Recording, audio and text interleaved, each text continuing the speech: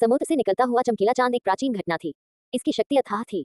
उस समय जी हाओ यू ने इस घटना का उपयोग कई महान राक्षसों को नष्ट करने के लिए किया था। वह अजेय था और कोई भी उसका मुकाबला नहीं कर सकता था। इस समय उन्होंने इस दुर्लभ घटना का उपयोग एक अनाम युवक से निपटने के लिए किया। आसपास के प्रतिभाशाली लोग आश्चर्यचकित हुए बिना नहीं रह सके। ये फैन वाकई हैरान था। उनकी प्रसिद्धि में जमीन आसमान का अंतर था। जी हाओ यू, जिसे दिव्य शरीर के रूप में पूजा जाता था, ने वास्तव में उस पर हमला किया। ये सभी की उम्मीदों से परे था। हालांकि उसके पास दिव्य शरीर था और कड़वाहट का सुनहरा सागर असाधारण था, लेकिन वह इसका उपयोग नहीं कर सकता था। ये केवल उसके शरीर के अंदर ही प्रकट हो सकता था। ये फान को नहीं लगता था कि कड़वाहट का सुनहरा सागर एक घटना है। उसे लगा कि यह सिर्फ शक्ति का स्रोत है। उसे वास्तविक घटना को विकसित करने के लिए समय चाहिए था। इस समय उसका सबसे शक्तिशाली हमला असंख्य क्यूई को बाहर निकालना था।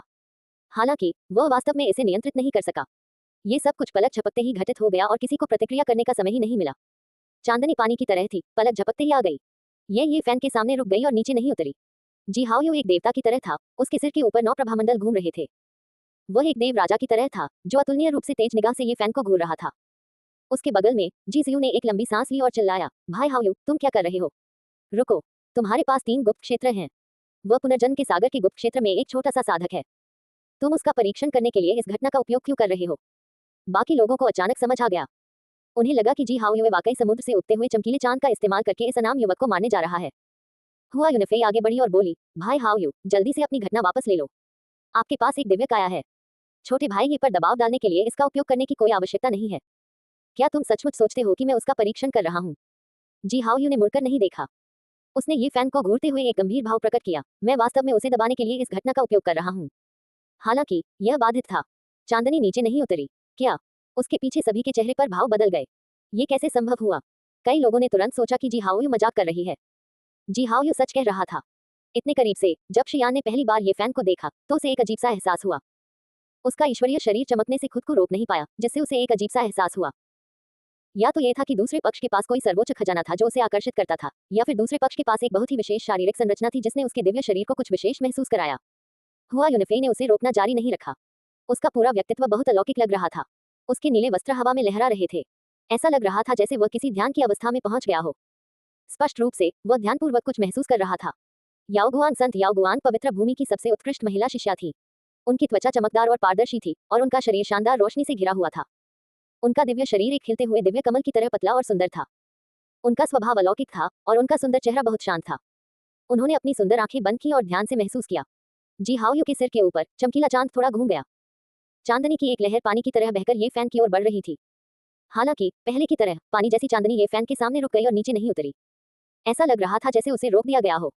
चांद की प्लेट हिल रही थी और ऐसा लग रहा था जैसे बहुत सारे शुद्ध सफेद पंख नीचे गिर रहे हों। वे चमक रहे थे और धातु के टकराने की हल्की सी आवाज आ रही थी। लेकिन ये पहले जैसा ही था। शुद्ध सफेद चांदनी अपनी जगह पर स्थिर थी, नीचे उतरने में असमर्थ। उसे अपने सामने एक अदृश्य शक्ति ने कैद कर लिया था। Clang clang clang. वह चमकीला चांद फिर से कांप उठा और चांदनी की धार प्रकाश की किरण की तरह बाहर निकली। उस समय दानव जाति के सभी विभिन्न खजाने इस धार के एक भी वार का सामना नहीं कर सके और धूल में बदल गए। इस समय जी हाओ यू ने सीधे इसका इस्तेमाल नीचे गिराने के लिए किया। बड़े भाई, जी जियो सदमे में चिल्लाई, लेकिन उसका शरीर अपनी जगह पर स्थिर था और वह इसे रोक नहीं सकी। हुआ यूनिफे ने एक अजीब सा भाव प्रकट किया। वह पहले भी जी हाओ यू से लड़ चुका था, इसलिए उसे स्वाभाविक रूप से इस ब्लेड की शक्ति का पता था। हालांकि उसके सामने जो हुआ उसने सभी को अचंभित कर दिया। चांदनी बिजली की तरह चमक रही थी, लेकिन वह वास्तव में हिल नहीं सकती थी। हालांकि वह नीचे दबा हुआ था और ये फैन तक पहुंचने वाला था, फिर भी वह अवरुद्ध था। इस समय सभी के चेहरे पर आश्चर्य की लकीरें उभर आईं। एक अनजान छोटा साधक दिव्य शरीर के आक्रमण को कैसे रोक सकता है? ऐसा क्यों हुआ? सभी की नजरें ये फैन पर टिकी थी। उनके चेहरे पर हैरानी और उलझन थी। सभी को समझ में आ गया कि समुद्र में उगते चांद की घटना को कोई अनुचित प्रतिष्ठा नहीं मिली है। यह एक प्राचीन शक्ति ग्रह द्वारा निर्मित है। इसकी शक्ति असाधारण थी। पुरानी पीढ़ी के विशेषज्ञों के लिए भी इसका सामना करना मुश्किल होगा। यह उन्हें आसानी से धूल में मिला सकता है। उस समय कई महान राक्षसों, जिनमें वे बूढ़ी महिलाएं भी शामिल थीं, के पास समुद्र में उगते चांद की घटना से लड़ने की कोई क्षमता नहीं थी। वे आसानी से मारे गए और चकनाचूर हो गए। भले ही ये पहाड़ों को चीर दे और धरती को नष्ट कर दे, लेकिन ये कोई समस्या नहीं थी। ये घटना सबसे भयानक थी। हालांकि इस समय उनके सामने जो दृश्य था वह सचमुच चौंकाने वाला था। मेरा अंतर्ज्ञान सही था। जब मैंने उसे देखा तो मुझे लगा कि कुछ गड़बड़ है।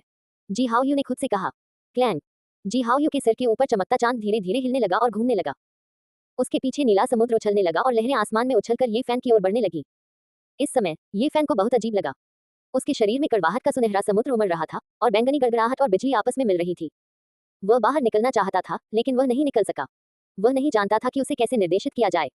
हालांकि वहां एक अकथनीय शक्ति थी जो बह निकली और दूसरे पक्ष की घटना को अवरुद्ध कर दिया। केवल वही जानता था कि क्या चल रहा था। ये पूर्वी जंगल के दिव्य शरीर के विरुद्ध पूर्वजों का पवित्र शरीर था। नीला समुद्र आगे बढ़ गया। ये पहाड़ों को उखाड़ सकता था और धरती को चीर सकता था और यह सब कुछ कैद भी कर सकता था। इसने 3 गुप्त क्षेत्रों में साधना करने वाले विशेषज्ञों के लिए आगे बढ़ना मुश्किल कर दिया, मानो वे दलदल में फंस गए हों। लेकिन नीला समुद्र ये फैन को कैद नहीं कर पाया।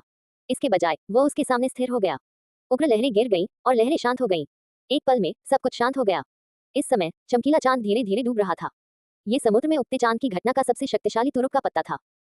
किंवदंती के अनुसार चमकीला चांद पहाड़ों को हिला सकता था और समुद्र को भर सकता था। यह आकाश को चीर सकता था और धरती को चकनाचूर कर सकता था। यह आसानी से किसी विशेषज्ञ को मार सकता था जो खुद से एक गुप्त क्षेत्र में ऊंचा था। इसमें बेजोड़ शक्ति थी। पुनर्जन्म के सागर के गुप्त क्षेत्र में 4 क्षेत्र थे और दाव पैलेस के गुप्त क्षेत्र में 5 क्षेत्र थे। कोई कल्पना कर सकता है कि यह घटना कितनी भयानक थी। 4 या 5 क्षेत्र ऊपर के विशेषज्ञ को मार पाना एक दुर्लभ घटना कही जा सकती है। ऐसा कहा जाता था कि समुद्र में उगते चंद्रमा की घटना का कोई अंत नहीं था। जब तक साधक अपनी साधना को बढ़ा सकता है, ये घटना विकसित होती रहेगी। ये जितनी आगे बढ़ेगी उतनी ही भयावह होगी। चमकता चांद डूब गया, जेड की तरह चमक रहा था। उसकी चमक कोमल थी, जैसे टूटे हुए क्रिस्टल के टुकड़े गिर रहे हों या इंद्रधनुषी रंग के कांच की तरह जो वैभव को प्रतिबिंबित कर रहा हो। आसमान में जगमगाती और पारदर्शी रोशनी छा गई। अनंत सार तत्व इधर उधर लहरा रहे थे, मानो पारदर्शी जेड फूल गिर रहे हों, जिससे ये जगह असंख्य रंगों से जगमगा रही थी, शुभ रंगों से सराबोर। ये फैन को अपने पूरे शरीर में दर्द महसूस हुआ। उसका शरीर इसे बर्दाश्त नहीं कर सका और उसे लगा जैसे उसकी हड्डियां टूटने वाली हैं। अंतहीन वैभव ने उसे वहीं पर जकड़ लिया, जिससे उसके लिए हिलना डुलना मुश्किल हो गया। चमकता हुआ चांद धीरे धीरे और शक्तिशाली रूप से नीचे दबा रहा था। उसके शरीर को चीरना चाहता था, उसकी आत्मा को चकनाचूर कर देना चाहता था और उसकी आध्यात्मिक भावना को नष्ट कर देना चाहता था। वह अनिच्छुक था। उसका संत शरीर पूर्ण नहीं था, इसलिए उसके लिए 3 गुप्त क्षेत्रों वाले दिव्य शरीर का विरोध करना स्वाभाविक रूप से कठिन था। सब कुछ साधना की समस्या थी और इसका घटना से कोई लेना देना नहीं था। इस बार चांदनी ने ये फैन को घेर लिया। चमकीला चांद उसके सिर के ऊपर लटक रहा था, मानो वह हल्की सी कंपन से उसके शरीर को चकनाचूर कर देगा। गड़गड़ाहट। ये फैन के शरीर के भीतर एक विशाल महासागर आकाश में उमड़ पड़ा। गरज और बिजली आपस में मिल गई और अंत में एक अजीब ऊर्जा उत्पन्न हुई, जिसने भयानक दबाव को रोक दिया और धीरे धीरे उसके शरीर के बाहर चांदनी को नष्ट कर दिया। इसी समय चमकीला चंद्रमा धीरे धीरे ऊपर उठा दिया गया, जिससे वह लगातार ऊपर उठता रहा। वहां मौजूद सभी लोग हैरान रह गए। उसने वास्तव में समुद्र में उगते चांद की घटना का विरोध किया। ये बहुत चौंकाने वाला था। केवल ये फैन ही अपने दिल में फूट फूट कर रो रहा था। वह ज्यादा देर तक नहीं रुक सकता था और मुश्किल से ही चमकते चांद को रोक पा रहा था। मेरा चमकीला चांद 9 बार चक्कर लगा सकता है और यह केवल पहला चक्कर है। अभी भी 8 चक्कर बाकी हैं, आओ और कोशिश करो। जी हाओ यू के सिर के ऊपर एक चमकदार प्रभामंडल था। इसके अलावा 8 हल्की सी दिखने वाली प्रकाश किरणें थी जो एक मुकुट की तरह आपस में जुड़ी हुई थी।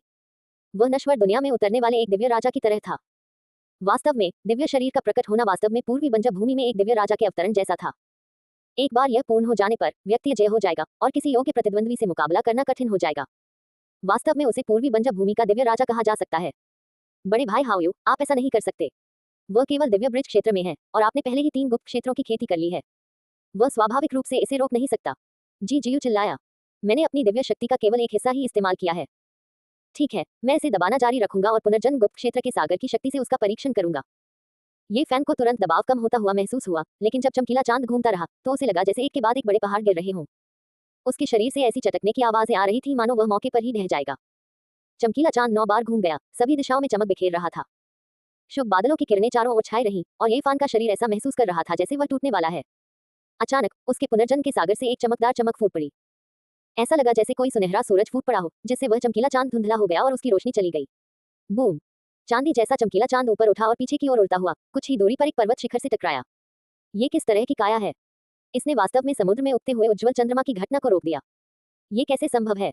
समुद्र से निकले उस चमकीले चांद की भयावहता पर किसी को संदेह नहीं था। बहुत जल्दी उड़कर निकल जाने वाले चमकीले चांद ने अपनी भयावहता साबित कर दी। पहाड़ की चोटी पर उतरने के बाद उसकी चांदी की चमक पानी पर लहरों की तरह फैल गई। बिना किसी आवाज के पहाड़ की चोटी बारीक पाउडर में बदल गई। इससे कई लोगों के हाव भाव पूरी तरह बदल गए। समुद्र में उगते हुए चमकीले चांद की घटना जिसे दिव्य शरीर ने अंजाम दिया था, वास्तव में एक अनाम छोटे साधक द्वारा अवरुद्ध कर दी गई थी। ये बस एक काल्पनिक कहानी की तरह था। हालांकि इस समय ये फैन भी पीछे की ओर उड़ गया और सैकड़ों मीटर दूर पहाड़ की दीवार से टकरा गया। तभी वह रुका। वह घायल तो नहीं हुआ, लेकिन एक बहुत बड़े बल से वह उड़ गया। घास के मैदान पर प्रतिभाशाली लोगों को शांत रहना मुश्किल लग रहा था। ये कैसे हुआ?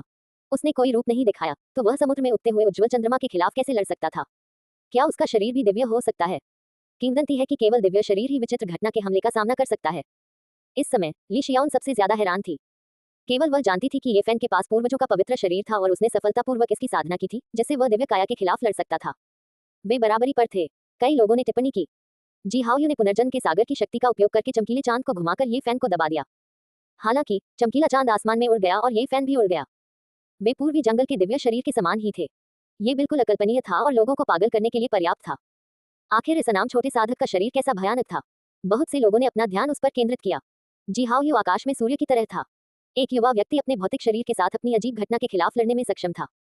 हर कोई ये फैन की क्षमता को महसूस कर सकता था। अगर उसे साधना हो तो वह दिव्य काया के खिलाफ लड़ने में सक्षम हो सकता है।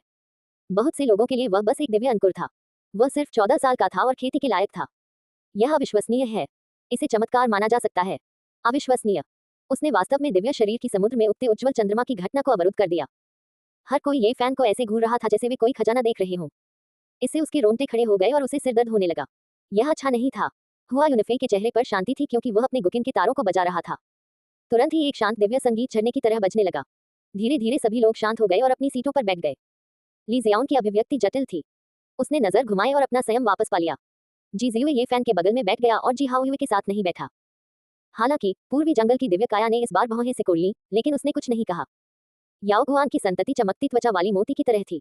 वह स्वर्ग से आई परी की तरह लग रही थी जो गलती से नश्वर दुनिया में गिर गई थी। वह ये फैन से एक टेबल दूर थी और उसने धीरे से सिर हिलाया, जिससे सद्भावना का संकेत मिलता था।